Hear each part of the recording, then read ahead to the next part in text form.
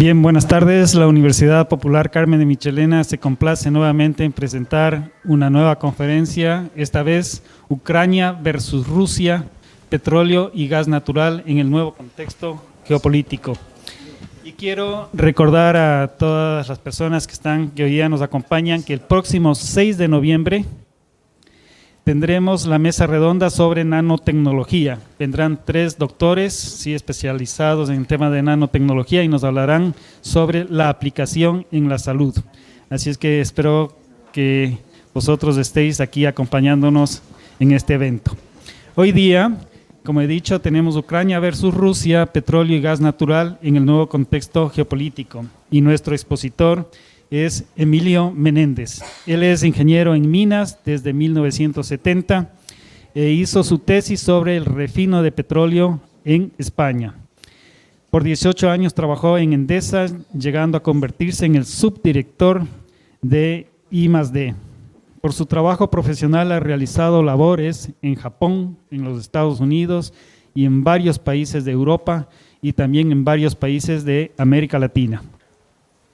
Fue profesor honorario de la Universidad Autónoma de Madrid y en la Politécnica de Madrid. Ha estado muy relacionado en temas de energías renovables y medio ambiente. Y quiero recordar que él nos dio una charla similar a la que veremos hoy día, pero en ese entonces era los conflictos en Medio Oriente. Y ahora pues quiero dar la bienvenida a Emilio. Es un gusto tenerte entre nosotros y estamos muy contentos de que nos sigas visitando. Quiero agradecer a todo el equipo de grabación, de sonido, que siempre nos acompañan para que todos vosotros podáis disfrutar de esta charla. Asimismo, quiero pedir, como siempre, que por favor dejemos en silencio nuestros teléfonos móviles a efectos de no interrumpir la conferencia. Emilio, bienvenido. Muchas gracias.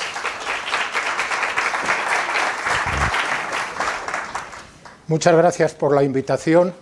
Gracias a César por prepararlo. Le pido que cuando lo considere oportuno me corte, porque vamos a hablar de un tema y sobre todo a conversar después de un tema que es muy poliédrico, un tema que da lugar a reflexiones de cada uno y pueden no coincidir en muchas cosas.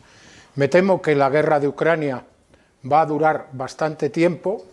Creo que es una pelea de desgaste entre Estados Unidos y Rusia y que están jugando una larga partida de ajedrez. Eso está influyendo ya en el suministro energético de Europa. No hay problemas especiales, pero sí han cambiado los flujos.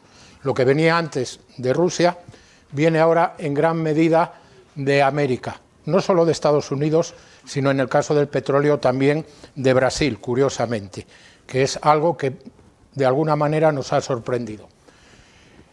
Me preocupa básicamente el tema de cambio climático.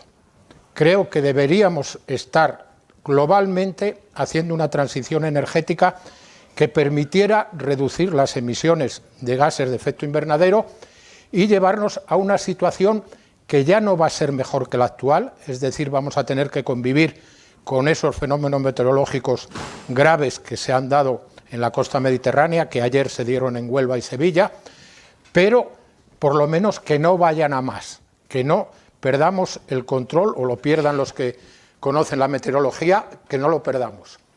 Ese cambio climático lo voy a tener de fondo en esta charla, en la cual evidentemente pienso en el petróleo y el gas natural. A los políticos y a las empresas y a todos nosotros nos preocupa la seguridad energética, y esa seguridad energética está siendo acompañada de una transición energética que es muy lenta.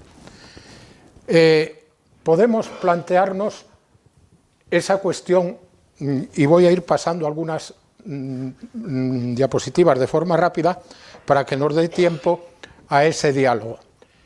En los periódicos del otro día, todavía estaba revisando yo la conferencia, sale esta noticia: las bombas de carbono que han puesto en marcha una serie de países que tenían ya preparadas, que son grandes yacimientos en los que se va a extraer carbón e hidrocarburos. Por lo tanto, van a venderlos. No vamos a tener quizá problemas, salvo que haya unos determinados conflictos.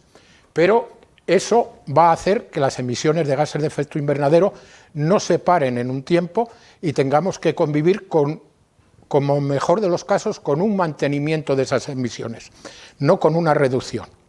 Entonces, el tema del calentamiento global seguirá con un miedo, y es que puede dar lugar a que el modelo climático se altere de forma sensible y lleguemos a situaciones críticas.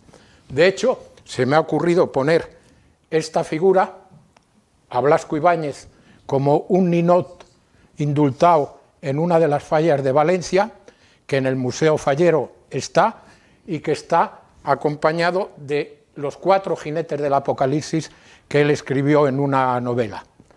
Hay momentos, y en algunos recortes de prensa que he ido tomando, de personas que piensan que estamos en otra situación parecida a esa de un apocalipsis, que no acaba derrumbando todo el sistema, pero que sí nos lleva a cambios. Veremos a ver a dónde nos lleva esta.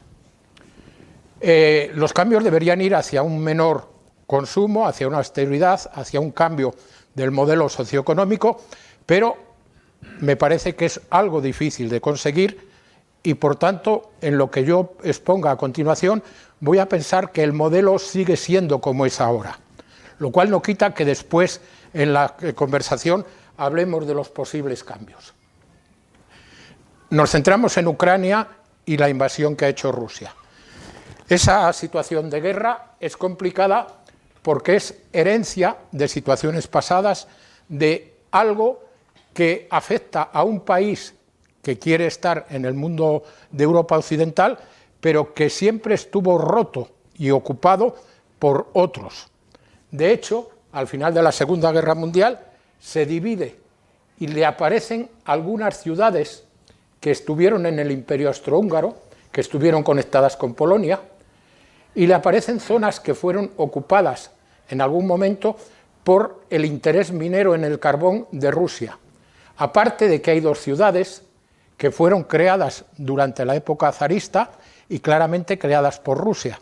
De hecho, Odessa fue diseñada por un arquitecto pseudo-español, de origen de una familia española, nacido en Italia, Joan de la Riva. Entonces, y que lo contrató la zarina Catalina la Grande. Estamos, pues, en algo que no es definido, que debería haberse arreglado. Fue Gorbachov quien, cuando decidieron deshacer la Unión Soviética, dibujó este mapa de Ucrania, del cual no todo el mundo está de acuerdo. Lo que pasa es que, en vez de haber entrado a lo bruto, deberíamos o deberían haber llegado a determinados consensos de diálogo que llevara a ver cómo lo dibujamos de nuevo, en el supuesto de que hubiera que dibujarlo de nuevo. ¿Cómo han empezado las cosas? Hace años, bastantes años, bueno, bastantes, 15 años, la señora Merkel dibujó un esquema que a Alemania le interesaba, pero que era bueno además para una cierta buena relación en Europa. El esquema es: yo introduzco mis productos industriales en Rusia y yo le compro el gas a Rusia. Eso tenía un trasfondo, que es que la sociedad rusa se acostumbre a ser sociedad de consumo, y en una sociedad de consumo el militarismo desaparece en cierta medida. La gente joven dice: no, oiga, yo quiero salir, quiero hacer mis vacaciones, quiero viajar, quiero esto, no me cuente que yo tengo que ir ahora a estar en un ejército. Bien, estamos viviendo la época del señor Trump, que es un exagerado en las formas.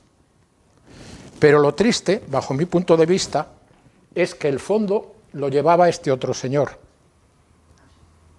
Es decir, que de alguna manera la política de Estados Unidos tiene unos objetivos parecidos en el momento actual al que tuvo antes, y que simplemente hay diferencias en cómo me presento.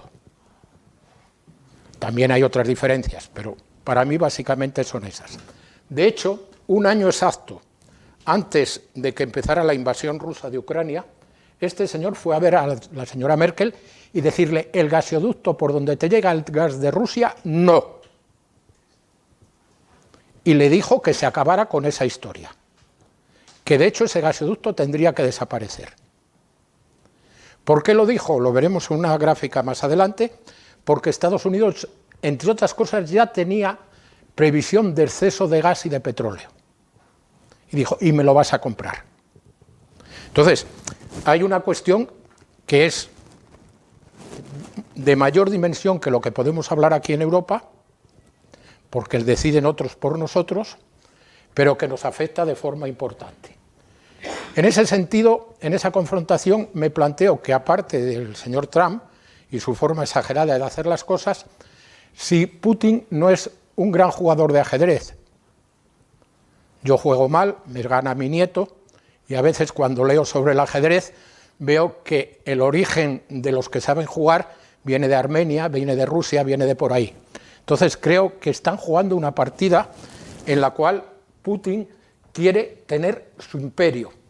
Lo que no sé si se está pasando y está llegando a una situación de desgaste que no le va a venir nada bien, pero ahí ya puede haber opiniones un poco para todos. ¿Qué somos Europa? Que es la cuestión que a mí me preocupa. ¿Cómo vamos a actuar? ¿Vamos a pasar a ser una provincia de Estados Unidos o vamos a tener nuestra capacidad de decisión? Es importante políticamente, es importante socialmente y veremos que también importa a efectos de lo que aquí hablemos después del suministro de gas y petróleo. En ese contexto tenemos una situación parlamentaria de Europa en la cual yo me siento representado, pero quienes me representan son minoritarios en ese Parlamento. Creo que es un momento de que tanto en ese Parlamento como en otros lugares no llevemos el tema a la polarización y a la discusión bruta, sino al diálogo. Y ese diálogo es difícil, porque en el caso de Europa esos son los planteamientos ideológicos o más o menos ideológicos de los grupos que forman los 700 y pico diputados, pero también hay las cuestiones territoriales que pesan muchísimo. Con lo cual, Europa, ¿qué es hoy? Pues es un sitio en el cual queremos hacer algo, nuestros hijos y nietos de alguna manera empiezan a dibujar un contexto en el que quieren viajar, moverse, relacionarse, pero que a efectos de quienes lo dirigen, sobre todo en el plano político más que en el económico, no están dibujando bien los esquemas de discusión. Y lo hacen de una forma muy complicada, con lo cual llegar a soluciones o a puntos de encuentro es difícil. Sí que debemos mirar que hace años Europa, en la Primera Guerra Mundial, tenía imperios como el de Francia que morían, imperio como el de Gran Bretaña que se mantuvo años, imperio austrohúngaro o imperio alemán que crecía. Si solo miramos la dimensión geográfica, el otro gran imperio estaba aquí. Este de aquí desaparece. Recordemos que habíamos comentado que al desaparecer el Imperio Otomano es cuando el Reino Unido inicia su fortaleza en el mundo de petróleo porque se queda con los yacimientos que había en Oriente Medio. ¿Qué ha pasado después? Pues tenemos que ese imperio se ha mantenido, todos los demás hemos desaparecido al final de la Segunda Guerra Mundial, y ese imperio creció hacia el oeste. Ese crecimiento le puede llevar a pensar en deseos de mantenerlo, de llegar a determinado tipo de fronteras.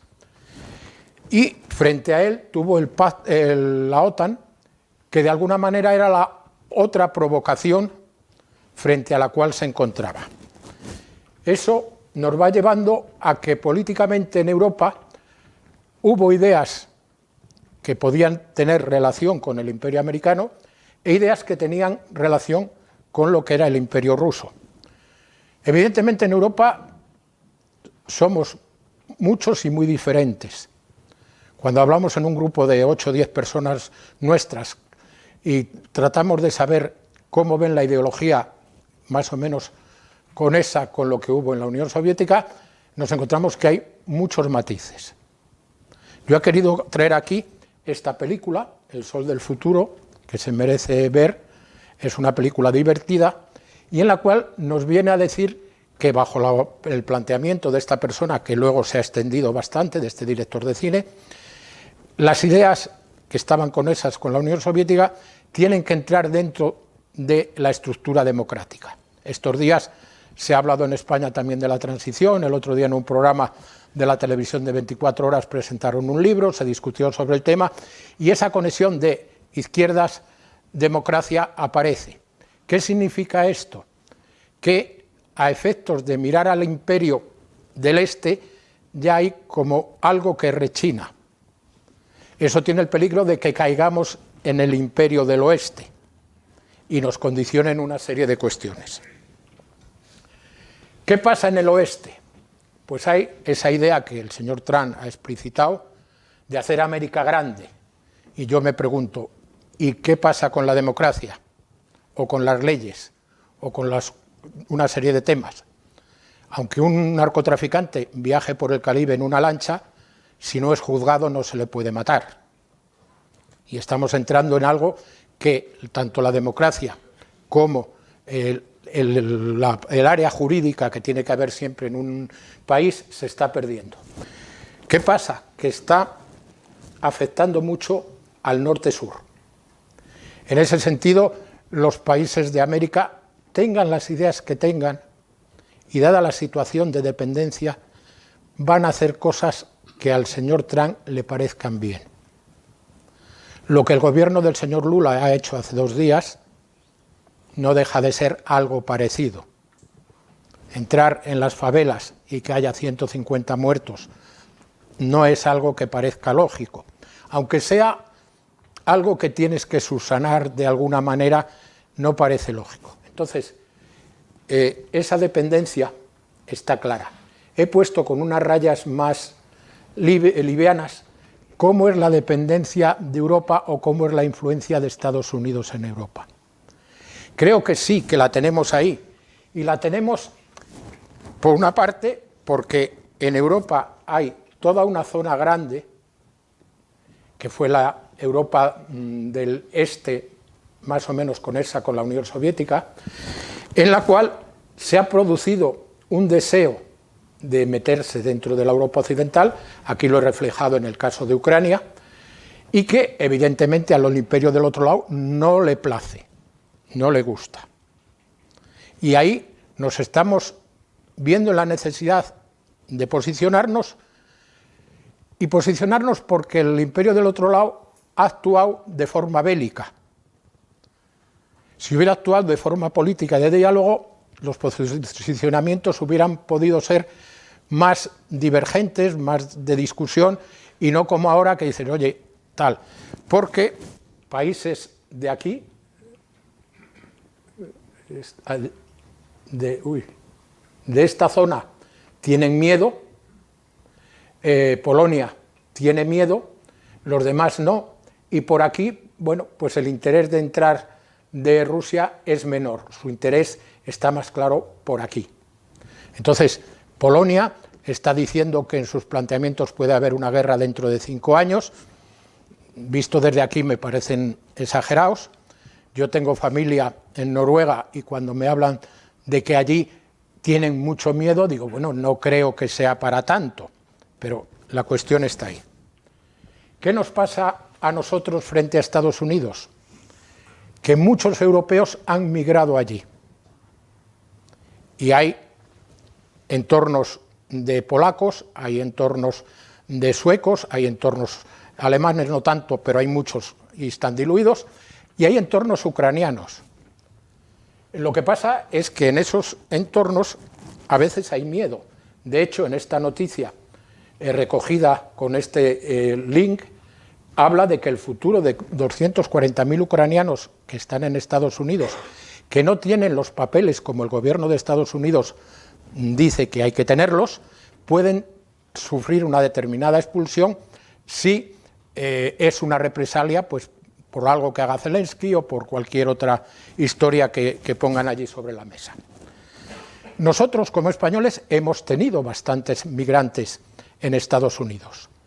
Antes de los años 30 fueron mucha gente a trabajar a Nueva York o al entorno de Nueva York, Y después ha habido, de hecho, ha habido una exposición en Madrid que hablaba de los exiliados en Estados Unidos. En nuestro caso, lo que sí hemos tenido es ir a hacer las Américas.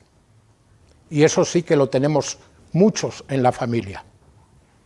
En esa ilusión de conectar con la familia, mi madre me decía cuando yo iba a Argentina, a ver si encuentras a una prima de mamá que se llamaba Rosa Pérez.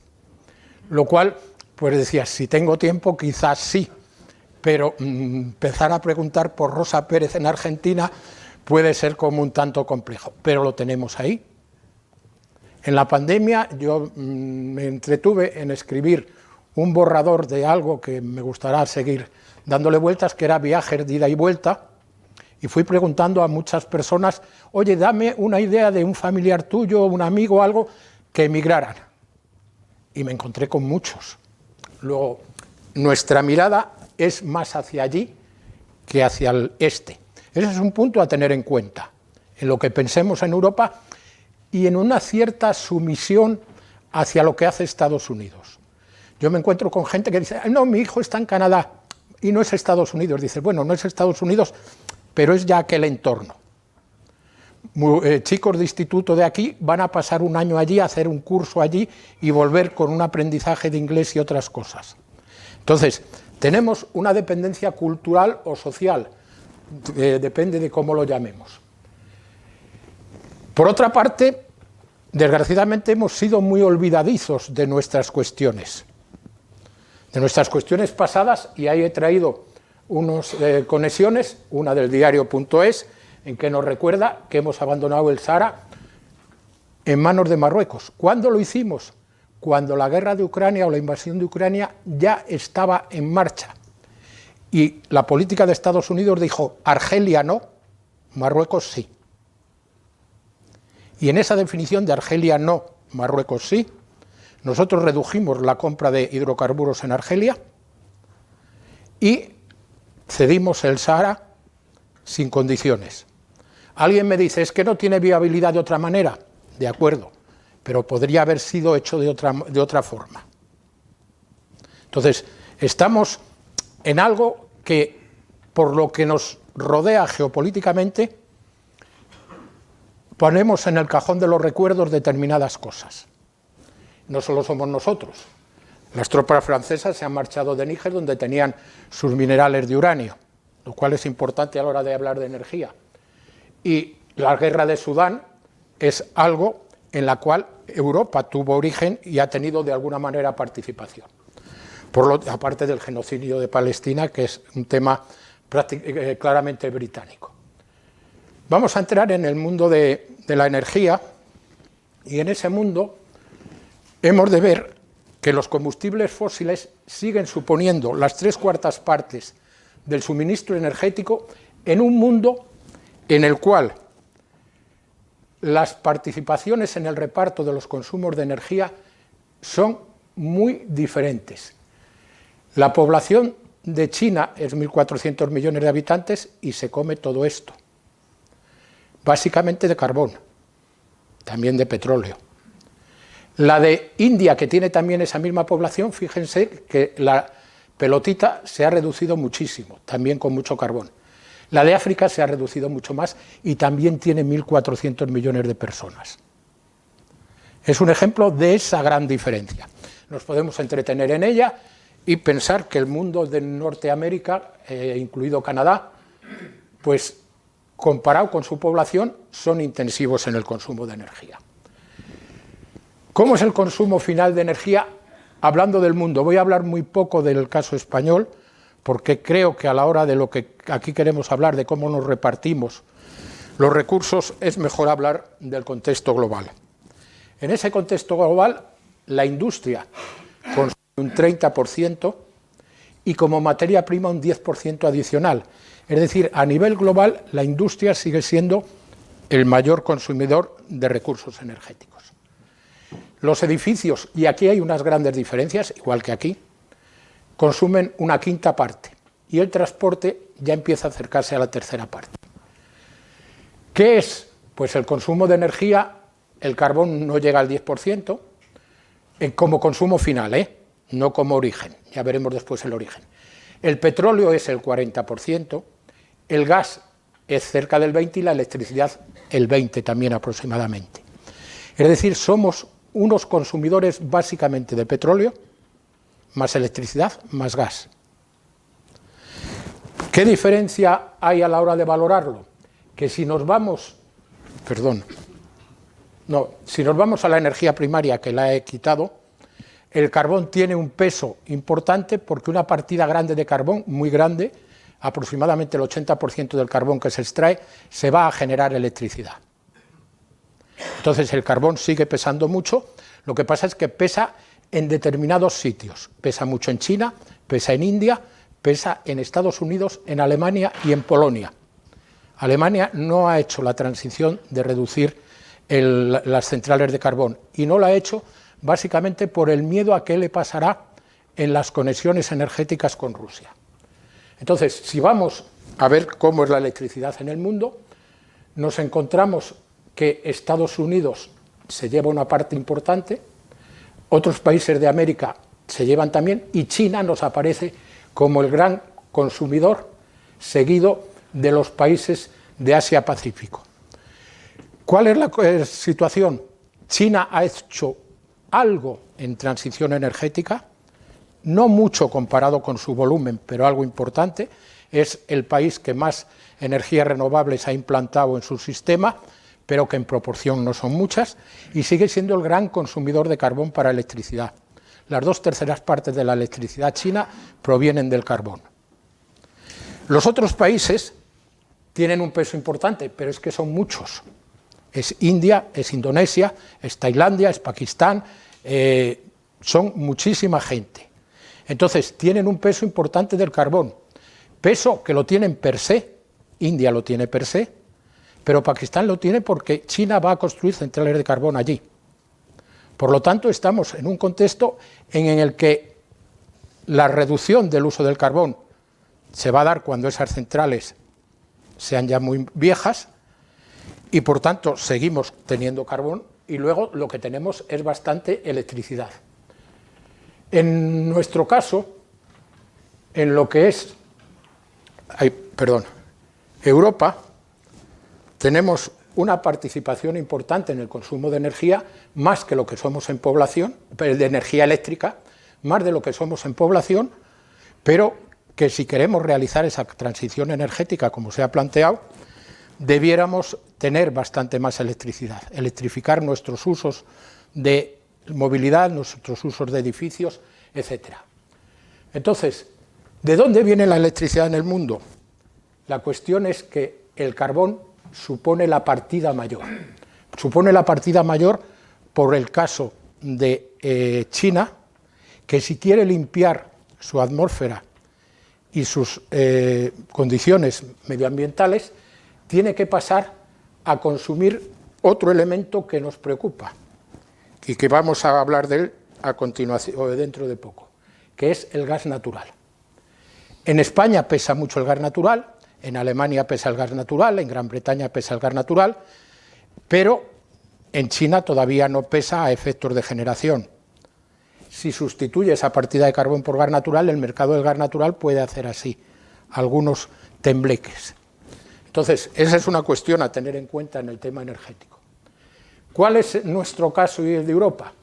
Bueno, pues yendo ya no al consumo final, sino a la energía primaria, nos encontramos que en Europa los combustibles sólidos, es decir, carbón y coke y algunos otros complementarios, no son de mucho peso. Es mucho más peso como primaria el petróleo. Este carbón va en gran medida a electricidad y en Europa básicamente es Polonia y Alemania, más algunos otros países. El petróleo lo usamos todos, y lo veremos ahora, en usos de movilidad y de otras cuestiones, y el gas natural tiene bastante peso. En lo que hayan leído ustedes de estos años de guerra, habrán visto que, ¿y qué pasa con el gas natural?, que fue lo que a César le llevó a que nos planteáramos esta charla, porque no sabíamos qué pasaría cuando se cortaran los gasoductos con Rusia. Las energías renovables son importantes, pero como energía primaria todavía solo suponen menos de la sexta parte de todo el conjunto de primaria. Es decir, falta mucho para que tengamos transición energética de verdad. La energía nuclear tiene un peso y hoy mismo habrán visto en la prensa que aquí se discute si debemos alargar la vida de las centrales o no. Hay cuestiones que a mí me preocupan mucho, que son los residuos. Me preocupa menos los posibles incidentes que haya, porque creo que los técnicos que hay en las centrales son bastante conscientes de lo que llevan entre manos, y salvo en algunas como las del Mediterráneo que se pueda producir una dana brutal, por ejemplo encima de Cofrentes o encima de Ascó, las cosas no debieran ir a mayores, pero una dana brutal puede darse, con lo cual el tema, si quieren, lo comentamos después un poco. ¿Cómo hemos hecho nuestro esquema? Pues el esquema de primaria es este que hay aquí, en el que vemos que petróleo y derivados es una partida muy fuerte, más que el doble del gas, el doble de lo que son todas las energías renovables, y se van en forma de derivados del petróleo como mayor partida, gas natural como una gran partida similar a la de la electricidad, y los usos finales de energías renovables son pequeños, aunque una parte de ellas, la mitad de esto, es energías renovables, con lo cual podríamos hablar de que al final las energías renovables son similares al gas natural en los usos finales. Y Europa exporta una gran cantidad de energía, ha importado muchísima todo esto, pero exporta.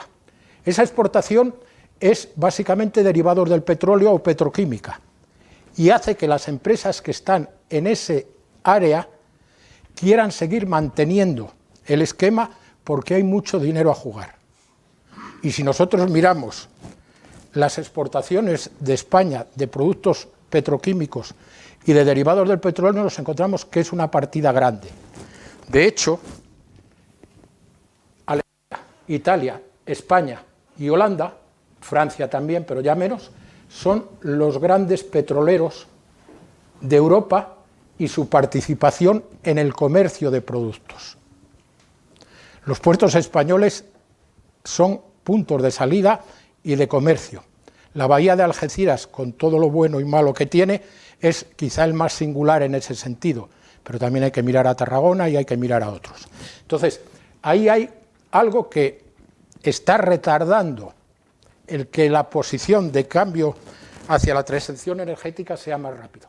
Este es el esquema español, que lo dejo ahí por si alguien quiere mirarlo con detalle, en el cual hay que mirar que el transporte es nuestro mayor consumo de energía, es 1/3, y que la industria estamos por debajo de lo que corresponde a la media mundial.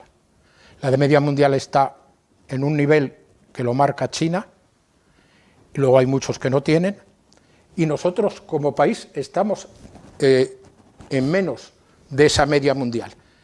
Cuando veamos lo que pasa en Europa, nos vamos a encontrar que también es algo parecido. La media europea en industria, que es similar a la nuestra, es una cuarta parte y es menos que ese 30% que veíamos como media mundial. Es decir, Europa se está desindustrializando. Es otra cuestión a pensar sobre Europa. Europa no solo está perdiendo investigación y tecnología, no está perdiendo capacidades en tecnologías de la información, en todo lo que nos hablan en el microchip, todo lo que queramos hablar, sino que en lo que es suma industrial está perdiendo sitio. Y eso es problemático. ¿Dónde ganamos sitio? Pues ganamos sitio en transporte, que en nuestro caso es muy grande, pero también en Europa. Europa tiene mucho en residencial, porque están en el norte. La calefacción aquí no nos hace falta todavía, en otros sitios sí. Entonces, el residencial de Europa tiene bastante consumo de energía, el español también, pero menos. Ese es un punto a tener en cuenta y por eso he puesto la flechita roja ahí. Y una llamada de atención al turismo. El turismo es una fuente de ingresos aquí están los ingresos, para Estados Unidos, que tiene esa participación, para Francia, perdón, para España, para Francia, para Italia. Es decir, nosotros estamos muy arriba, pero curiosamente tenemos más viajeros Francia y España que lo que tiene Estados Unidos, pero en cambio menos ingresos. Hay algo a tener en cuenta en cómo es ese turismo. Digamos que el nuestro es más democrático, más para todo el que puede venir, y el de Estados Unidos claramente es para todo aquel que puede gastar mucho. Entonces, hay cuestiones que también a veces los políticos las hablan y decir cómo cambia el modelo turístico o a qué vamos a jugar. A mí me gustaría que siguiera siendo democrático, aunque nuestras ciudades a veces no lo soportan. Es otro tema a tener en cuenta. Bien, el sistema eléctrico por países está muy fragmentado, hay una red que cubre Europa, las conexiones de España con Europa son muy escasas, somos una isla eléctrica, ya existen pero somos escasas, y de alguna manera yo siempre he añorado que hubiera una Electricité d'Europe, lo que Francia ha defendido siempre de mantener una electricidad unida al Estado, con todos los defectos que puede tener una gran empresa pública de endogamia y de todo lo que queramos, pero marca la política de lo que quiera el país. Bueno, pues para que Europa sea algo eléctricamente, pienso que tenemos que salir del modelo actual y llegar a esa electricité. Esa electricité que en nuestro caso, que apostamos y con problemas por las energías renovables, implica tener una red muy fuerte, porque nosotros vamos a producir energía del sol. Podemos producir mucha, pero solo a mediodía, a las horas de sol. Tiene que salir hacia otro sitio, y por la noche nos tiene que llegar otro complemento. Entonces, eso solo se consigue con una gran red eléctrica. Debería ser prioritario. De hecho, después del apagón, se planteó que Red Eléctrica debería invertir 13.000 millones de euros rápidamente, tanto en seguridad como en otras cuestiones. Estas otras cuestiones incluyen ver si conseguimos un mejor enganche con Europa. ¿Cómo es la electricidad de Europa? Pues la electricidad de Europa tiene gas natural, tiene carbón, esos países que les decía, tiene un peso de la energía nuclear del 20%, España también es el 21%, o sea, es una situación similar. La energía hidráulica, dependiendo de países, es mayor o menor, y dependiendo del año pluviométrico, que en España se nota muchísimo, y luego el resto de las renovables ya tienen un peso importante. La suma de renovables más hidráulica, la hidráulica es una renovable, pero no se la considera en el contexto de todas las renovables, es aproximadamente la mitad. En España también es la mitad. Entonces, el reto de la transición energética es que usemos más electricidad, porque solo es el 24% del consumo final de energía, y que esa electricidad sea muy de renovables. Y ahí hay cuestiones técnicas, cuestiones de diverso tipo, entre ellas las de inversión. El plan nuestro de transición energética se basa en una inversión que debiera sumar 300.000 millones de euros. Y en la letra pequeñita que el Ministerio soltó, venía a decir 60.000 salen de los capitales internos de España, 60.000 de las ayudas europeas y el resto ha de venir de fuera, es decir, de esa nube del capital que está por ahí, fondos de inversión y demás. Por ejemplo, las renovables del Bierzo es fondo de inversión noruego. El fondo de inversión de Qatar aparece en distintos sitios y en empresas. Es decir, tenemos un problema de inversión importante. Nuestro caso, que es tan similar al de Europa que no me voy a entretener, tenemos una eólica importante, una solar que está creciendo mucho, una hidráulica, es decir, la suma sobrepasa un poco la mitad, y luego tenemos ese peso de la nuclear, más el gas natural en ciclo combinado y el gas natural en cogeneración. Vienen a suponer el gas natural en el orden de un 18% si sumamos todas las entradas de la electricidad que tenemos. Es decir, es una partida importante. Hemos de mirar la dependencia energética de Europa. A nosotros, y nos acordamos mucho de los que estamos aquí, de aquella crisis del 73, que en España no se notó tanto porque el gobierno actuó de forma que no se notara, sacando las reservas de petróleo, porque estábamos al final de la dictadura. No se quería añadir un extra más. Tampoco se notó tanto por esa capacidad petrolera de España, de sus puertos. Había bastantes grandes tanques de petróleo y de derivados, pero en Holanda, por ejemplo, hubo problemas de suministro de gasolina, y lo hubo en otros países. El hecho es que el precio del petróleo con aquella crisis pasó de $2 por barril a $20. Luego subió más, pero el primer salto fue de 2 a 20. Y ahí se crea la Agencia Internacional de la Energía, se crea una serie de cosas y se dice transición energética. Vamos a ir hacia algo en lo que queremos desarrollar las renovables, pero incluyendo una vuelta al carbón y un impulso de la energía nuclear. Entonces, nuestra dependencia tuvo un hecho histórico, una situación, y ahora seguimos en algo parecido. Antes el petróleo sumaba mucho y el gas poco, ahora hemos de mirar la suma. Y de momento están en un mercado estable a nuestros efectos. Es decir, una de las conclusiones que luego comentaremos es que en los próximos 5 años, salvo que haya cosas raras, no debiera haber situación de suministro que trastoque la llegada de hidrocarburos y más o menos su precio. Dentro de 4 o 5 años ya veremos y comentaremos el porqué. Lo que pasa es que la transición energética no avanza y es muy lenta. Tiene unas componentes políticas en las que yo diría que los políticos del gobierno central y de las autonomías no han bajado a los territorios de sacrificio, a esos que tienen que ver los molinos continuamente, no a nosotros los madrileños, que vamos un día y dicen, ¡ay, qué feo o qué no feo! No, al que está allí, y a lo que le va a suceder al que está allí como compensación. Entonces, no ha habido esa bajada a los territorios, y sí ha habido algo que, por ejemplo, un amigo de Zaragoza, que como buen maño dice las cosas fuerte, dice, coño, es que estoy hasta no sé dónde de que los de Madrid vengáis a decir cómo tienen que ser los molinos aquí. Y él pone molinos, pero ya siente el cabreo de que alguien desde una mesa de Madrid vaya allí a decir. Entonces, esa crítica es muy importante en el caso español. Y luego, la polarización política. La transición energética se ha visto como una cuestión patrimonio de los grupos de izquierdas, con lo cual, en muchos sitios se ha planteado esa discusión y se ha tratado de llevar a que no.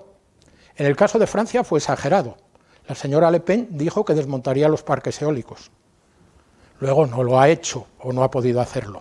Pero la cuestión está ahí, y en España, cuando oímos algunos partidos de la extrema derecha, nos encontramos con cosas similares. Aparte de que luego hay los ecologismos locales que entran en unas discusiones bastante fuertes, con mucha razón en algunos casos. ¿Cuál es el problema grave para la transición energética? Pues es de dónde me va a venir el dinero para hacerla. Aquí he querido poner una curva, que no hace falta que la hablemos de ella, que es cómo se ha disparado el precio del oro. Está en torno a $4.000 la onza. Cuando se cambió el patrón eran 32. Pero hace unos 10 años que yo estuve en Guatemala por un tema de minería de oro y de otras cosas de la Universidad Autónoma de Madrid, estaban horrorizados de que iban a abrir muchas minas porque el oro estaba a $1.250 la onza, hace 10 años. Ahora está a 4.000. Entonces está siendo refugio y a la vez captura de dinero de esos fondos. Fondos que no van a venir fácilmente. Entonces, en esa transición lo que nos proponen la Agencia Internacional de la Energía es que el modelo que va a ser más posible es este, y que en ese modelo efectivamente las renovables van a seguir, el petróleo se va a mantener, igual que el gas natural, y que el carbón en el mundo va a bajar. Pero es un modelo que a efectos de lo que les comentaba al principio del tema de cambio climático es horrible, porque nosotros necesitaríamos globalmente, no de cada país, sino globalmente, que haya un cambio. Otra visión de la propia Agencia Internacional de la Energía es la de esta gráfica, en la que nos muestra que efectivamente el carbón puede bajar muchísimo, El petróleo puede bajar bastante, pero el gas va a bajar muy poquito, y todo esto es en el mejor de los casos. En la transición energética hay además muchos aspectos tecnológicos a resolver. La necesidad de almacenamiento, la necesidad de dialogar entre las distintas opciones de caminos finales. No puede ser que un grupo ecologista muy conocido ataque al hidrógeno porque quiere defender las baterías. Las dos cosas van a ser necesarias. Las dos cosas hay que dialogarlas y sumarlas. Y por supuesto, esas dos cosas necesitan tecnología, que tenemos poca en Europa, y materiales críticos, de los cuales hablaré después en un momento. Y si somos un poco conscientes de lo que debe ser el mundo, no destrozar países buscando el extractivismo de materiales para lo que sea, baterías, por ejemplo. Bien, el tema de los fondos de inversión lo traigo en esa imagen. Este es un parque que está en la carretera de Madrid a Valencia, a la mitad de altura, en el que yo lo llamo de Honrubia porque es el pueblo más conocido, pero afecta a 4 municipios, y tiene esos monstruos. Fíjense que el coche en el que viajamos es esta bolita roja que hay ahí. Ese es el coche, un Picasso C4. Estas son las personas y este es el molino. Ese molino necesita, entre otras cosas, el famoso neodimio, que es una de las partes de las tierras raras, pero necesitan todas más cosas. ¿Pero qué necesita? De 300 millones de euros de inversión en ese parque, que se hizo con capital israelí. De hecho, el otro día hubo una manifestación contra el parque que no había habido nunca por que fuera de capital israelí. El parque tiene ya 5 años de vida. Evidentemente el capital israelí ya no está tan convencido de venir aquí. De hecho, había previsto que a los 300 megavatios eólicos le acompañaran 150 megavatios fotovoltaicos y un sistema de grandes baterías que de momento está esperando. La alcaldesa, cuando lo visité con 2 estudiantes que nos atendió muy bien, nos dice, bueno, aparte de los líos de que habría que invitar del Ministerio, que tiene una idea, de la Comunidad Autónoma de Castilla y León, que tiene otra, y de yo misma, está que esto es capital israelí y con el lío que hay yo no hago la inauguración. Cosa que parecía lógico porque es uno de los grandes nudos de la red eléctrica española. He dicho antes que en otros sitios hay capital de Qatar, de los Emiratos, etc. Entonces, hay que saber que eso está ahí y que es algo que nos llevará hacia veremos dónde. Repito muchas veces que la transición energética es lenta. Bien, es lenta porque hay mucho petróleo. Los numeritos de aquí no se ven, pero corresponden al año 2000, 2010 y 2020, y las reservas van aumentando, aunque con el mismo tipo de división, salvo en el caso de América Latina, que en el 2000 eran así y han pasado a ser así o así. La razón es que el crudo pesado de Venezuela se ha valorado como petróleo ya de mercado. Hasta entonces era algo que estaba ahí, que se sacaba y que tiene una serie de problemas en su suministro. En esas reservas, la principal cuestión es que Oriente Medio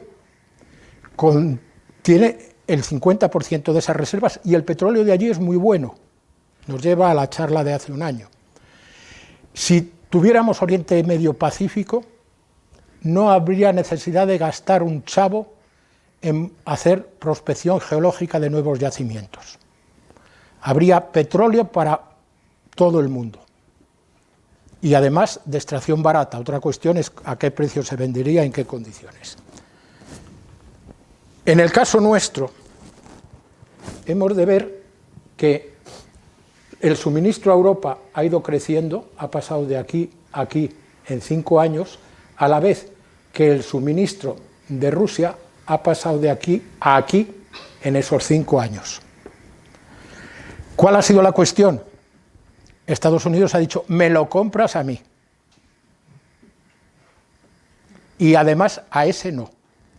Se lo puedes comprar a uno que puede ser amigo mío si se porta bien, que es Brasil, que ahora no lo veo, ¿dónde? Ahí está, que está creciendo, todavía no es el más importante, pero está ahí, y se lo compras a otros de otros lugares, como es Noruega, que ha crecido su suministro, cosa que el gobierno noruego no pensaba hacer, sino alargar sus campos petrolíferos. Entonces, está habiendo un cambio, y lo que sí quiero resaltar es que esta subida no es cosa del señor Trump. La había dibujado alguien en la época Biden. Es decir, la idea de fondo es la misma en los dos gobiernos. Las formas no, pero la idea de fondo sí. Y eso implica parte de lo que ellos están pensando. Tienen una deuda muy fuerte, tienen una balanza económica negativa, tienen una serie de cosas. Pero ahora quieren que el petróleo sea más, más y más. Entonces, veremos a ver cómo evolucionamos. La distribución de las compras españolas, para tranquilizarnos, es toda esta atacada. Viene de muchos sitios, pero fijémonos que este cachito de Estados Unidos ya es el grande. El de Brasil, que en la media europea no es mucho, en nuestro caso ya es uno de los grandes. Parte de la buena relación de Repsol con Brasil y de la relación de países, etcétera. Lo mismo que en el caso de México, que no es un gran exportador, pero aquí nos manda. Es decir, nosotros, contando otros pequeños países de América, la mitad de nuestro petróleo ya es americano. Tenemos de otros sitios, por ejemplo de Angola, que está creciendo mucho, y que es un país del cual me gustaría saber más cosas, porque el petróleo le está suponiendo una situación bastante conflictiva, y por supuesto es de Nigeria. Ha disminuido el de Libia, que era el gran suministrador antes, y el de Argelia es poquito. Es decir, está habiendo una clasificación, que yo llamaría política, de los suministradores que vienen del norte de África. ¿Qué pasa con Rusia? Pues que Rusia, bajo mi opinión, sí está en un proceso de desgaste, en el cual lo que le está llegando a Ucrania es la capacidad de incordiar en su sistema petrolero. Y de hecho esas noticias que ahí he puesto nos dicen que la rentabilidad exportadora de Rusia ha caído, que están a un bajo nivel y que Rusia se encuentra en una situación difícil y ha tenido que importar gasolina de China. Lo cual a mí me muestra algo que creo que se están equivocando en no parar la situación bélica actual. Haciendo lo mismo con el gas natural, nos encontramos que Oriente Medio tiene una gran cantidad y los países del contorno de Rusia suman la otra gran cantidad. Entonces, una situación pacífica del mundo daría mucho suministro a todo el mundo, sin unos problemas muy graves, pero que ahora están básicamente porque Norteamérica, que nos aparece aquí, ven que en lo que es su participación ha crecido, y ha crecido básicamente por la fractura hidráulica, el fracking, algo que hablaremos ahora mismo y que tiene unas connotaciones medioambientales críticas y que económicamente también tiene un problema. Mientras que un yacimiento convencional de gas hace así y baja al cabo de 25 años, este baja al cabo de 5, el fracking. Con lo cual hay unas incertidumbres a tener en cuenta. En ese suministro de gas natural, Europa había pensado siempre en ese suministro por gasoductos. Los construidos y los que se tenían que construir, los que venían del sur. Aparte de una serie de puertos en los cuales la parte de la península ibérica, básicamente España, tenía un peso muy grande. Es decir, la capacidad de entrar en nuestro país con gas licuado es grande. Y eso quita el tema del problema de los gasoductos. Puede venir de muy lejos, como veremos después, pero la capacidad dentro de Europa de absorber gas licuado, la mayor es España, la de Italia, con las instalaciones en construcción, puede igualarse, y la de Grecia crecerá mucho. Entonces, la de Alemania va a crecer. Es decir, estamos cambiando el concepto. no al gasoducto, lo cual no significa quitarlo, sino no a darle la prioridad que tenía antes, y sí entrar en el tema de los licuados. ¿Qué pasa con los licuados? Pues que los licuados, el máximo suministrador es Australia, nos queda muy lejos. Australia en su día era el gran suministrador para Japón, para China y para países, también para la costa occidental de Estados Unidos, hasta que llegó el fracking. El siguiente es Qatar. Si miramos el mapa no es un estado grande, pero tiene una gran capacidad, y esa capacidad se transforma en muchas cosas, entre otras en los partidos de fútbol.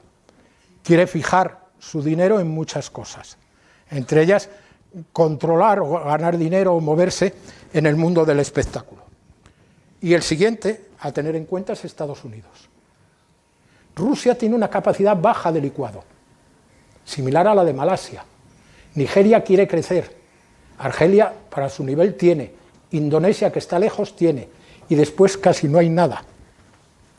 Entonces, ahí hay una cuestión muy importante a tener en cuenta. ¿Qué hora es? Perdón. O sea, que debo ir cortando, voy a ir cortando ya. ¿Qué pasa aquí? Que te has quedado quieto. Pero creo que ustedes van a aportar muchas ideas, que esto se me ha quedado... Ah, no. Ahora, estos son los datos de importación nuestros, en los cuales tenemos todavía una importante participación de Argelia, a pesar de que a Estados Unidos no le guste. Fue nuestro gran suministrador toda la vida, y en esa pelea de lo que piensa Estados Unidos, el quinto país del mundo que reconoció a Estados Unidos como país independiente fue Marruecos. Desde entonces hay una relación muy fuerte Estados Unidos-Marruecos, que luego viene unida a que el esquema de funcionamiento político de Marruecos le place a Estados Unidos, a sus gobernantes, y no le place a Argelia. Nosotros ahí estamos navegando sobre la ola del surf, viendo cómo lo podemos llevar el patinete de un lado a otro, dándole a Marruecos, pero no cortando gravemente con Argelia, porque ha sido y es nuestro gran suministrador. Estados Unidos suministró la quinta parte del gas que consumimos, a través de esos puertos que tenemos. ¿Y por qué Estados Unidos ha pasado? Ha pasado por ese fracking que cambia un poco todo el mundo. Estos son los yacimientos de fracking en el mundo.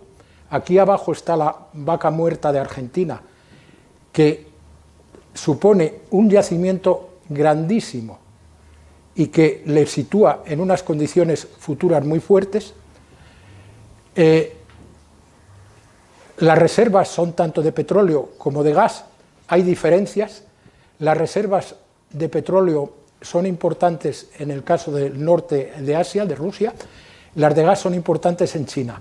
China ha dicho que de momento no va a hacer eso, que estropearía todo su sistema de aguas subterráneas y demás, y que no quiere entrar en esa historia.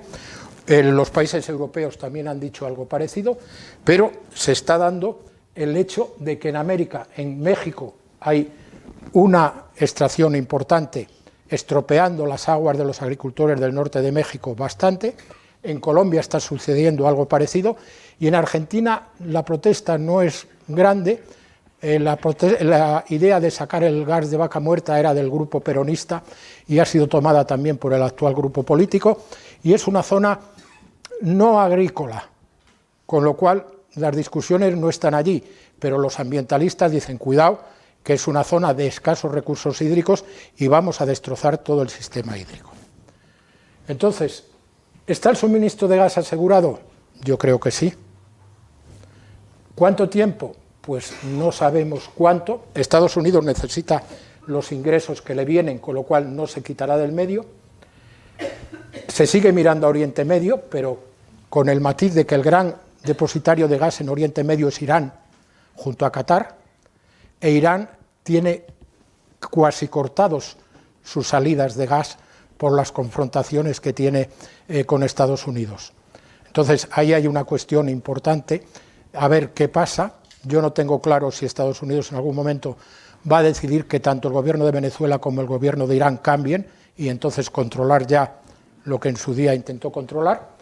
Y luego hay un tema que me preocupa por ética, y es el tema de África. nosotros estamos mirando, por un lado, al Ártico, que va a tardar. No creo que antes de 15 años haya suministro desde el Ártico. Será una brutalidad ambiental, pero se está pensando claramente. En ese tema, que yo creo que es una cuestión de desgaste, lo que está pasando con Rusia, el lado de Rusia es el que mayores reservas parece que podría tener de gas. Pero para poner en explotación esas reservas hace falta mucho dinero. Si Rusia se desgasta, lo que le llegará será capital de quizá China o casi seguro de grandes empresas norteamericanas. Entonces, ahí hay una pelea de Estados Unidos por ser el futuro controlador del gas. Lo controlaría si consigue de Oriente Medio una situación que le favorezca, y lo que a nosotros nos empieza a preocupar, o digamos a la gente que estamos mirando África, es que África es un continente en el olvido. Ese es un documento de CEAR que lo explica bastante bien, y que tiene una situación que antes en lo global vimos que era muy poco peso, que tiene la tercera parte de su energía en forma de lo que eufóricamente la Agencia Internacional pone biomasas, son leñas, directamente leñas, con lo cual hay deforestación importante y hay una situación ambientalmente muy mala. De hecho, hay un programa que no se cumple, que es conseguir que las familias del África rural tengan una cocina limpia, no el pequeño hogar de leña en el cual se están contaminando con ese suministro. En esa situación de África va a crecer la demanda de gas natural, debiera crecer mucho más la instalación fotovoltaica e incluso crecerá el petróleo, porque el transporte y la movilidad han de crecer. Pero si miramos ese número final de consumo previsto para el año 2050, seguirá muy lejos de lo que consuma la suma de los países europeos u otros. ¿Qué pasa en el caso de África? Pues que hoy el 70% de la poca electricidad que hay en África consume de media 500 kilovatios hora por persona, la media española son 5.000, metiendo todos los usos, no que en una casa se metan 5.000, sino que todo el consumo español, dividido por los 48 millones o 49 millones de habitantes, da 5.000 por persona. En África da 500. Y el 70% de la electricidad de África viene del gas natural, lo cual es una sorpresa. Para mí lo fue. Sabía que lo usaban, pero cuando busqué el número me quedé sorprendidísimo. Y lo miré en varias fuentes y es eso, más o menos el 68, el 70, el 75. ¿Y cómo pueden desarrollar su electricidad? Con gas natural. Efectivamente pueden hacer mucha fotovoltaica. La del mundo rural, por supuesto. Pero las grandes ciudades de África, hay más de un centenar de ciudades con más de 1 millón de habitantes, tienen que estar conexas a una red eléctrica. Y una red eléctrica, hoy por hoy, necesita esa fotovoltaica y el apoyo de energía de suministro síncrono, que en el caso de África va a ser gas natural sí o sí, aparte de alguna gran instalación hidroeléctrica. Entonces, África necesita el gas, pero nosotros lo estamos mirando. Lo estamos mirando en esos dos proyectos que se ven aquí, con estos grandes yacimientos en el sur de Argelia, que no se están explotando casi todavía, porque Argelia está sacando de aquí básicamente, más otras cuencas que puede haber por aquí en Chad y en otros sitios que se sabe que las habrá, y el gas de Nigeria, que es de Nigeria y es de otros países de aquí. De esos dos caminos hay uno que parece un poco loco y que es el que de Nigeria salga un gran gasoducto marino dando gas para la electricidad de muchos de aquí. Bien, es una propuesta de Marruecos que tiene el beneplácito de Estados Unidos.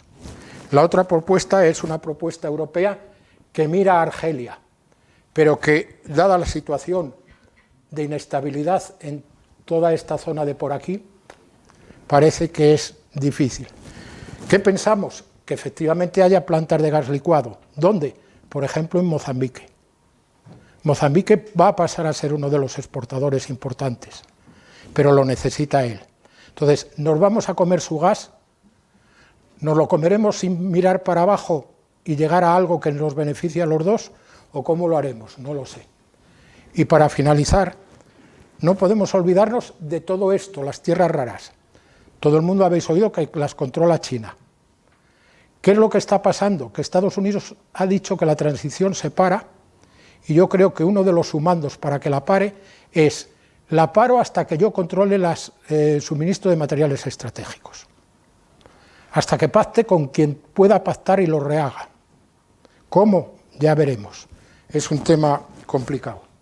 Esa es una gráfica que liga todo el tema de las tierras raras, que no solo están en transición energética, están en tierras raras y materiales estratégicos, están en la industria del armamento.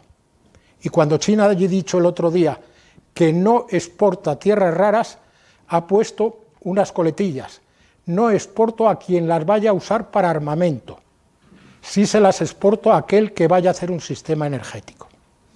Entonces, ahí hay mucho que hablar.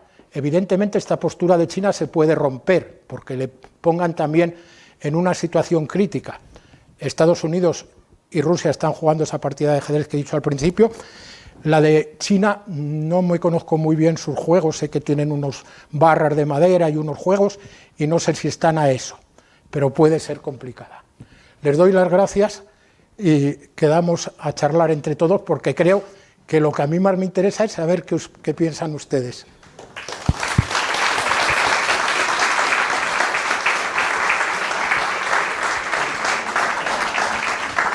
Muy bien, Emilio, muchas gracias. Realmente hemos disfrutado mucho tu charla. Ahora viene las preguntas. Si alguien tiene algún pequeño comentario o una pregunta, por favor, se sirve de levantar el brazo a efectos de que yo me pueda acercar.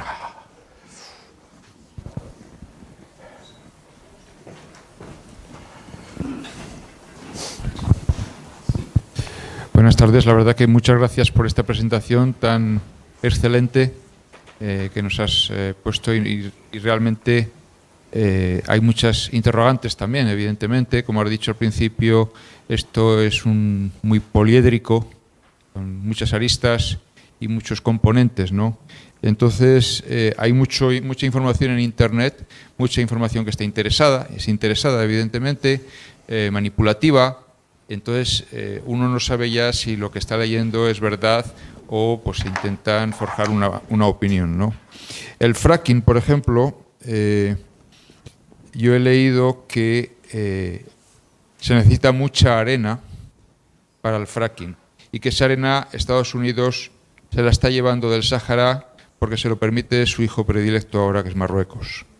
Eso es una. Y lo segundo que quería preguntarte: residuos nucleares, que has dicho que te preocupaban, y nos preocupan a todos, evidentemente, contra los residuos que todavía no sabemos que pueden producir las renovables. Es decir, de todas esas montones de placas solares, cuando haya que cambiarlas, ¿qué se hace con ellas?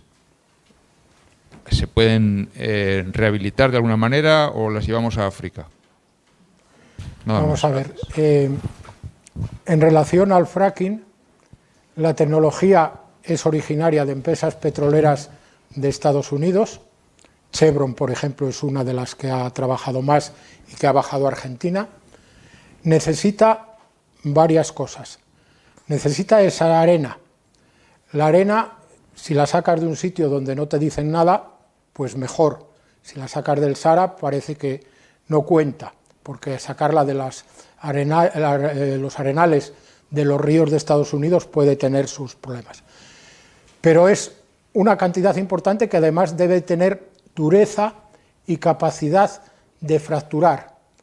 El fracking es una tecnología que se basa en hacer unas microexplosiones en las placas de esquistos de pizarras y colar entre las placas un agua que lleva arena y muchos reactivos que me han de hacer muy ligero, muy poco viscoso el petróleo. No ligero porque mantendrá sus características de composición. Entonces, el petróleo facilitar el movimiento del gas. Todo eso va a salir luego en parte hacia afuera, la arena poco, pero el agua mucho y los reactivos también. Entonces, el problema ambiental es importante. no sabemos qué pasa en los acuíferos que hay debajo y esos reactivos en parte son precancerígenos, con lo cual se puede estar jugando a algo problemático. Con unas cuestiones también de estructura.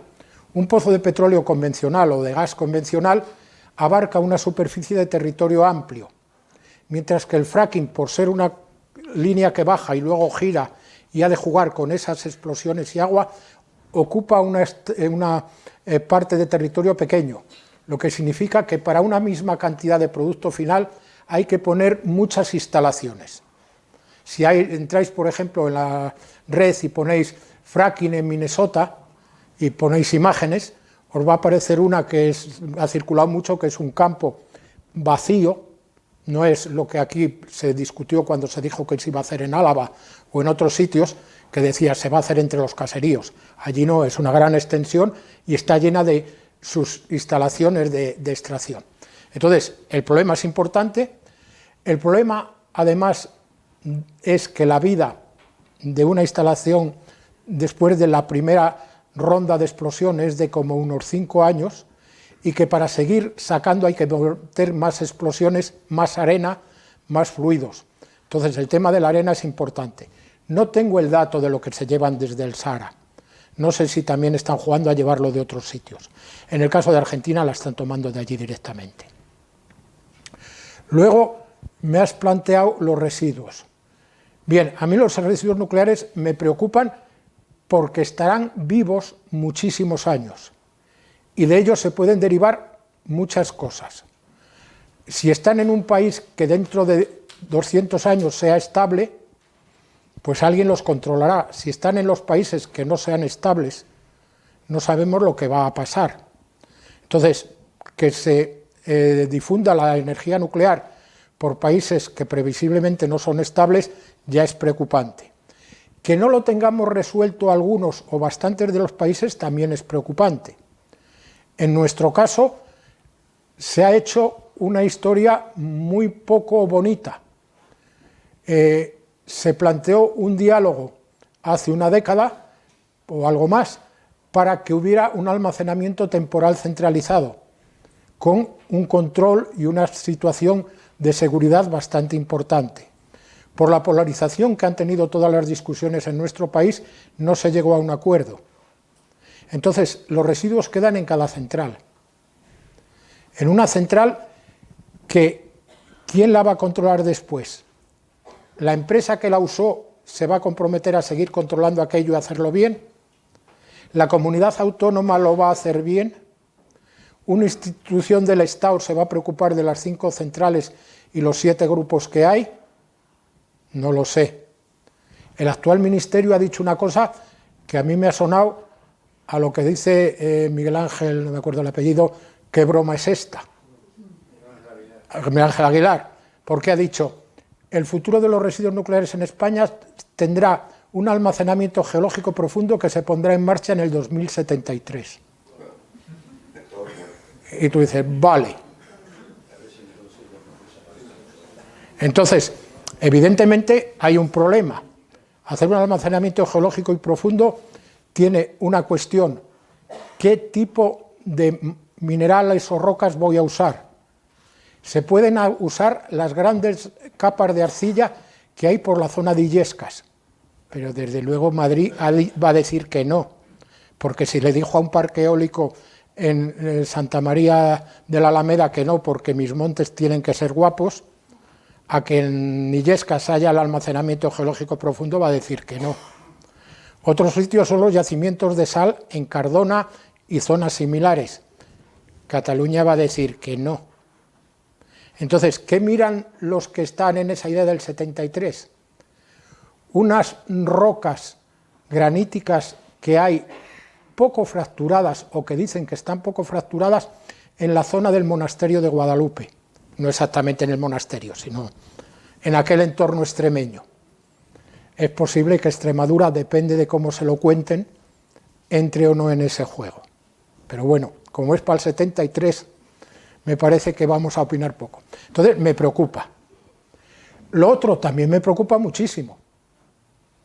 Usted ha dicho la fotovoltaica, claro, van a quedar cantidad de trozos. En ese sentido, yo, por ejemplo, soy muy crítico con las pequeñas instalaciones. Y sobre todo cuando ahora el Ministerio ha dicho que deben ir acompañadas de baterías. Para una pequeña instalación, la mejor batería es la red. Entonces, hay una instalación, una comunidad energética que se propone en la Sierra de Madrid, que costaría unos 200 millones de euros, y que al hacerle la obligación de meter las baterías se sube a 280. Pues dices, no lo veo claro. Sobre todo, yo diría que las baterías tienen que ir a las grandes instalaciones, que quizá algún día puedan ser de sodio y no de litio, y sobre todo poner una responsabilidad en alguien con nombre y apellidos grande que diga, y tú la cuidas, y si no te vas a enterar de lo que pasa. Entonces me preocupan las baterías, me preocupan todas las que hay circulando en monopatines y en coches y demás. ¿Qué va a pasar? Cuando se habla con los que llevan baterías, te dicen, bueno, esto es una serie de columnas que tenemos que revisar de vez en cuando, sacar las columnas que no están en operación o que están deficientes de operación y recircularlas, tratarlas de tal. Hay empresas que tratan de conseguir que una columna pase otra vez a ser útil, pero ya tenemos un lío. En la fotovoltaica, por supuesto. En la eólica, las aspas tienen material cancerígeno. Entonces, toda la fibra que las constituye es material que incluso no se trata bien en fabricación. En fabricación, los sindicatos han pedido que el tiempo de trabajo de un operario en el momento que se están haciendo las dos placas que forman un aspa, que se unen metiéndose dentro y haciendo la unión, el tiempo de trabajo de esa persona sea 2 horas diarias y metido en una escafandra. ¿Qué pasa? Que las empresas, algunas, y no sé cuáles, ni voy a buscar los nombres, dicen, ¿y si te doy una prima? Hombre, con una prima yo en vez de 2 trabajo 6. Y si no te pones muy tonto, incluso me quito parte de la escafandra porque es muy molesto. Entonces, estamos jugando con las renovables a algo que no tiene lógica. Cuando yo hablé de la parte política, hablaba de eso que está provocando un rechazo en determinados sitios. Y que tienen connotaciones de diverso tipo. Nosotros, como hemos visto, somos un país que mira el turismo, pero lo mira el gobierno y lo miran los agentes sociales de cada sitio. Entonces, cuando en el Bierzo se planteó que, hombre, pagando 1.500 euros por hectárea se puede poner una instalación fotovoltaica, algunos viticultores dijeron, hombre, pues por 1.500 euros por hectárea, sin tener que preocuparme, vale. Los que promocionan el turismo allí dijeron no, porque yo quiero que esto siga siendo todo bonito y que además haya vino, que es caro, porque el vino del Bierzo no es el vino barato de otros sitios, pero el que lo promovió dijo lo siguiente, los que vienen aquí al Bierzo vienen a pasar 3 días, y el que viene a pasar 3 días no le importa pagar una botella si está con los amigos y tal y cual. Entonces dijo, la fotovoltaica no. Lo que pasa es que apareció alguien que dijo, oye, fulanito, ¿por qué no dices también a la eólica no? Ah, pues si quieres lo digo. Y con ambas cosas juntó 20.000 personas en una manifestación en Ponferrada. Nadie de las empresas ni de las administraciones había puesto los pies en el barro del Bierzo para dialogar con el entorno y ver, oye, ¿y si lo hacemos así o si lo hago de otra manera? Entonces, hay un problema de residuos y hay el otro. Perdonad que me he extendido un poco.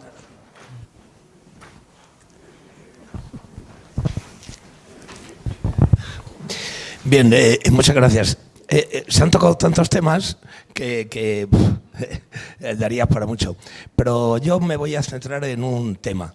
Al principio ha dicho que había una guerra entre Rusia y Estados Unidos en Ucrania, pero que los contendientes reales eran Rusia y Estados Unidos, y Ucrania pone los muertos y Europa paga la guerra.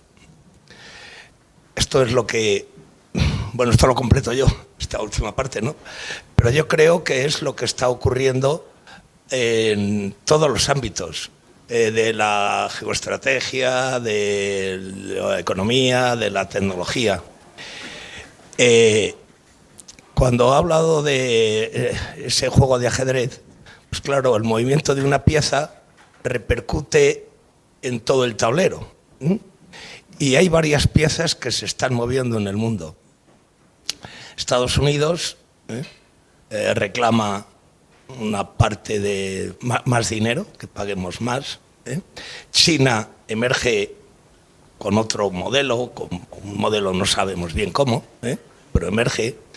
Rusia se reconstruye después de la debacle de los años 90, 100 y tal, se reconstruye.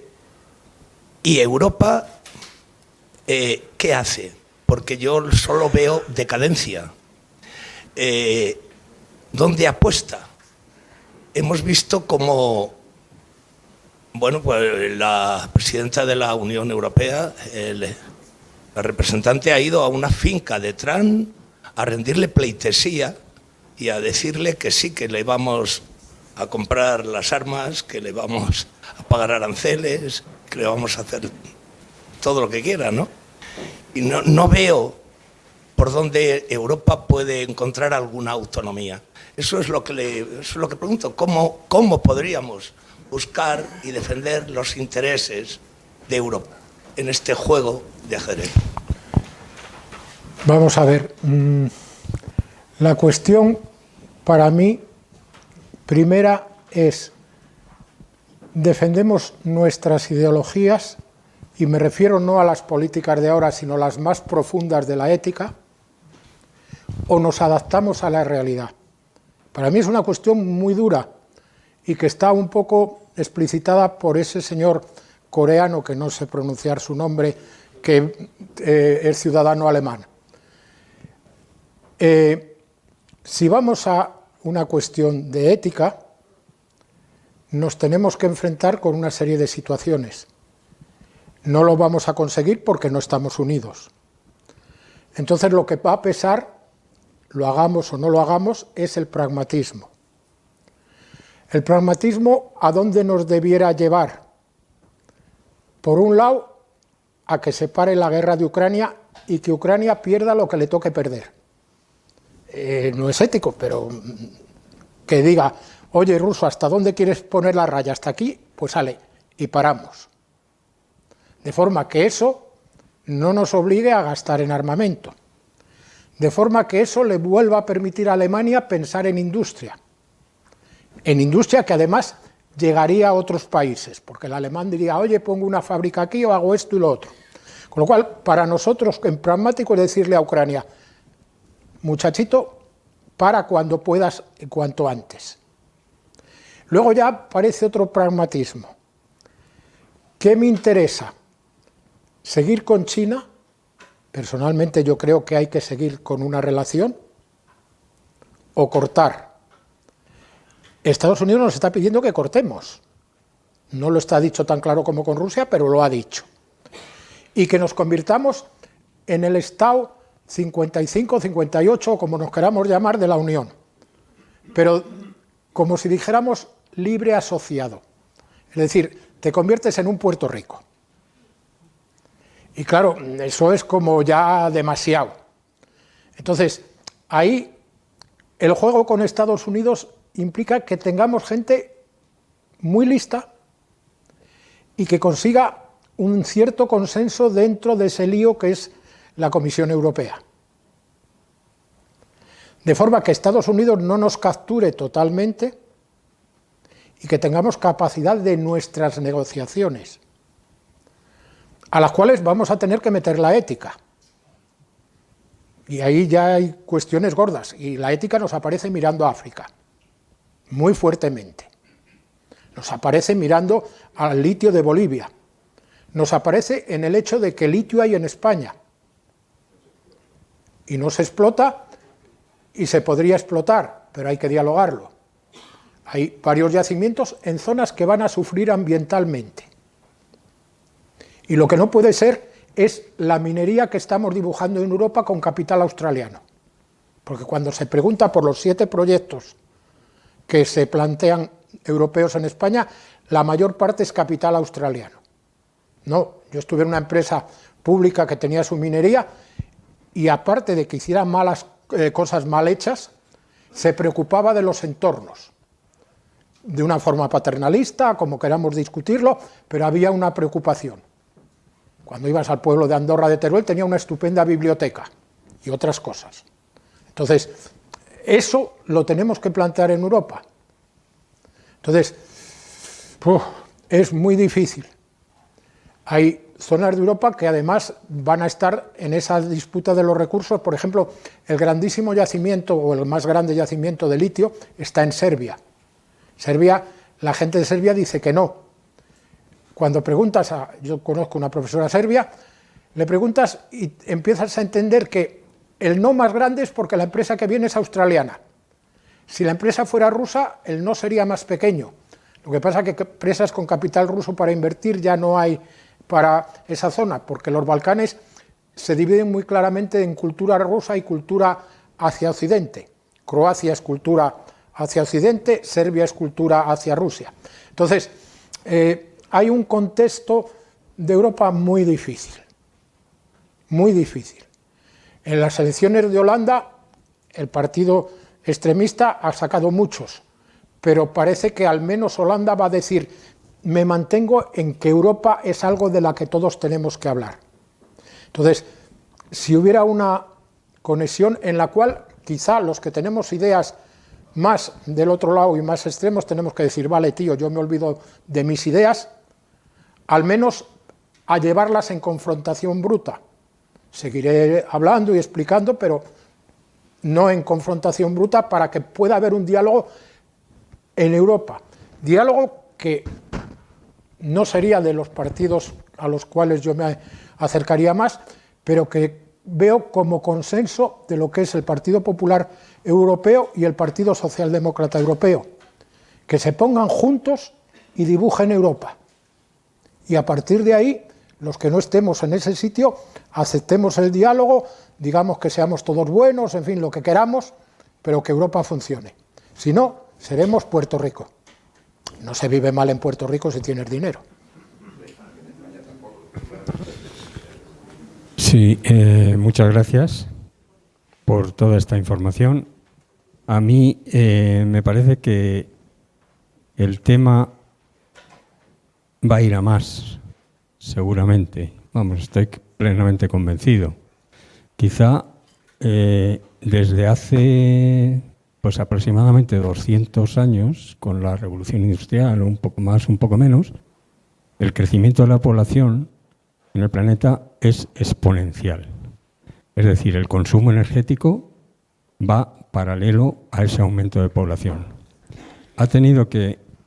Tuvo que venir una pandemia al principio del 2020 para que dejasen de volar un montón de aviones, lo cual tuvo una consecuencia inmediata en los niveles de contaminación y seguramente también de consumo energético. ¿Usted cree que es ilusorio pensar en alguna solución de futuro? Por ejemplo, disminuir ese consumo energético en el sector del transporte, en el sector del consumo doméstico y en otras cosas, para que esta situación pues no vaya, digamos, a más. Es decir, que dejemos de buscar energía de fuentes como el fracking para seguir manteniendo esta bola de nieve que no para de hacerse cada vez más gorda. No, creo que es muy difícil porque estamos jugando a turismo. Y a todo el mundo en España se le ha llenado la boca decir: vamos a los 100 millones a los 100 millones de entradas de fuera. Entonces, cuando miramos lo que aportan, nos encontramos que aportan del orden de 130.000 millones de euros. Y es una cantidad muy fuerte, es un poco menos del 10% del PIB. Entonces, los economistas de España, los que están, digamos, fuera de las reflexiones ético-políticas y están en lo que es la pura balanza económica, dicen que vengan más Yo creo que tenemos que reducir el turismo, ir hacia una forma inteligente, una forma que pueda ser la que teníamos hace 40 y tantos años, en las que yo cogía el coche por la noche, mis 4 hijos daban un poco de guerra en la primera hora, después se dormían y por la noche conduciendo llegábamos a una pequeña villa de Galicia donde no volví a coger el coche casi nada, porque ya estaba el coche harto de toda aquella noche. Y entonces disfrutabas y además lo hacías para un mes. Hoy no podrá ser así, pero lo que es absurdo es que defendamos aeropuertos para un viaje de 2 días. Vente aquí a hacer una cosa en 2 días. Dices, no, si te interesa conocer Girona, plantéatelo de forma que vayas a Girona o Loto, a no sé dónde, durante 10 días, pero no me vueláis para ir y volver en 3 días. Entonces, el absurdo está puesto. Creo que además debemos bajar el turismo porque empieza a haber un rechazo muy fuerte a lo que está pasando en ciudades, y es en toda Europa. Entonces, podemos estar creando una gran burbuja. Cuando hablamos con la gente que va a Estados Unidos o los que están allí, allí todavía no lo tienen el rechazo, salvo alguna cosa muy, muy puntual. Entonces, frenar el turismo sería una cuestión, creo que no se va a hacer, pero es una cuestión de discusión. Y luego, otras eficiencias, por supuesto. Saber que cuando llega el invierno no hace falta poner la calefacción esta noche, simplemente ponerse una chaqueta. O que mi mujer hace sopas de ajo y si cenas con una sopa de ajo no te hace falta la calefacción tal. Y la sopa de ajo es algo bastante sostenible. Rico si le pone picadillo de jamón y un poco de huevo. Entonces, creo que, por ejemplo, en España tenemos un gran tema de sostenibilidad. Somos el país, junto con Alemania, de más producción de carne de cerdo en volumen, y en nuestro caso, tanto Campofrío como El Pozo exportan la mitad de la carne a China. Es una entrada económica muy importante. Pero para que ellos exporten la mitad y nosotros comamos mucho cerdito, porque es muy fácil hacer de unos filetes de lomo de cerdo, hacer un momento la comida tal, y no hacer las patatas con carne de nuestros hace 40 o 50 años. Entonces, esos cerditos necesitan 10 millones de toneladas de cereal más soja más girasol, que viene en gran medida de fuera, la soja desde luego.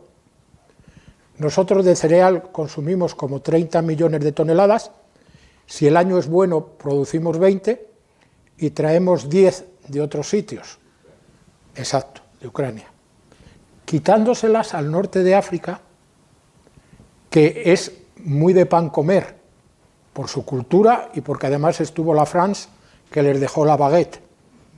Entonces, en esos países se está subiendo el precio de la baguette. Creo que tendríamos que cambiar, pero por eso en una de las transparencias he dicho, vamos a dibujarlo como es ahora. En el barrio donde vivo tenemos una tertulia una vez cada miércoles de mes y se han hecho varias sobre el decrecimiento, vamos, en varios años. Está ahí, pero alguien te dice, ¿y si decreces cómo vas a poner los puestos de trabajo? Y te aparece entonces el lío. Muy bien.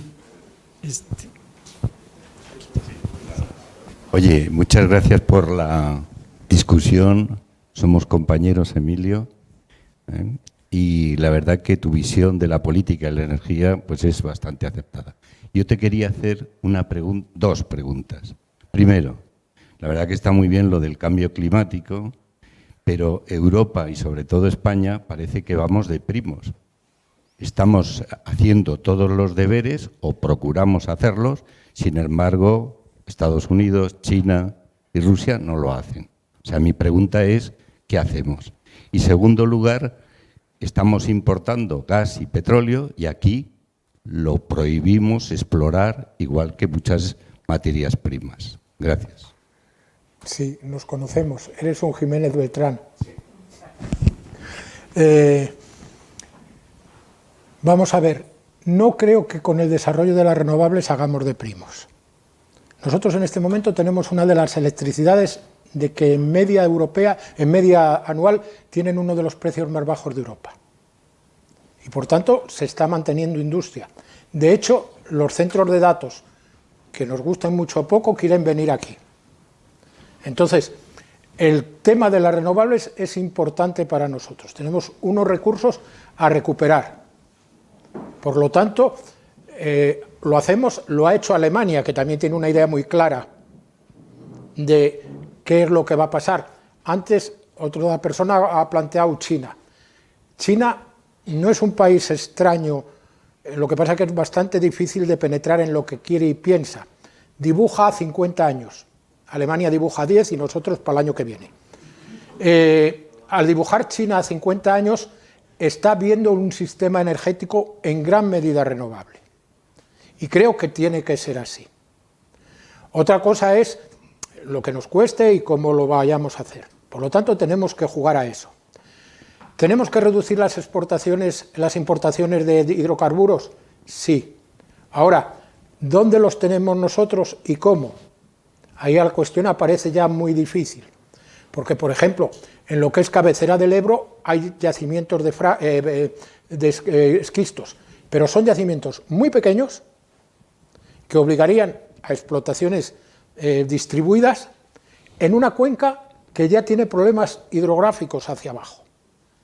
Entonces, creo que es jugar a una cuestión ambiental para un poquito, como si fuéramos jugadores de mus, echar toda la apuesta a la chica.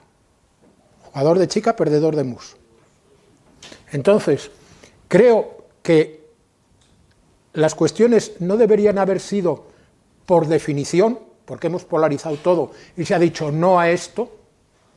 Y, por ejemplo, yo veo que es un absurdo que no tengamos la mina de uranio de Saelices en funcionamiento si vamos a mantener las nucleares, porque se dijo no a la minería de uranio.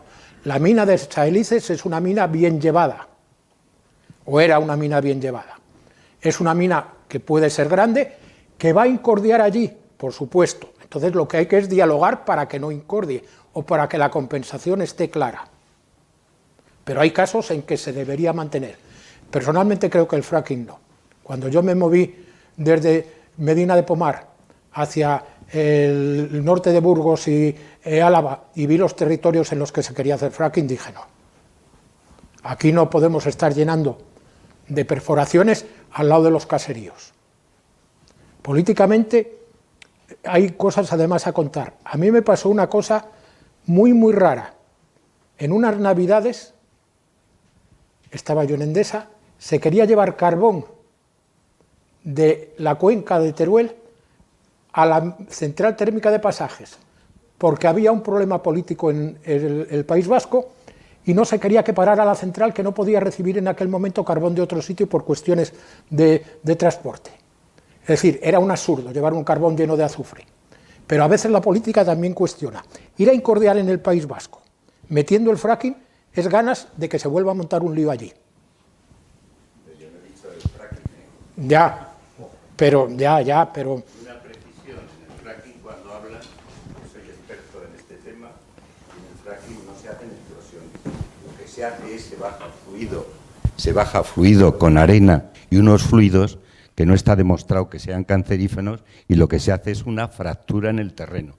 Se abre la fractura, entra, en ese caso, porcelana o sílice, entra con los fluidos, se mantiene y a partir de ahí viene el fluido. En España está prohibido totalmente el fracking, pero lo que está prohibido es la investigación de hidrocarburos. Y tú sabes que el conocimiento crea la compresión y eso te lleva a crear el cambio. O sea, si no tenemos conocimiento de lo que tenemos en nuestro país, estamos perdidos. No, vamos a ver, la investigación geológica debe de estar. Exacto. Por eso te he dicho que la polarización a la hora de definir normas o leyes ha sido uno de los absurdos de la política de este país. Muy bien, muchas gracias. Yo quiero invitar a Isabel Tur, nuestra presidenta. Tenemos un pequeño detalle para nuestro expositor. Y muchas gracias, ha estado extraordinaria tu charla. Gracias a todos, muchas gracias.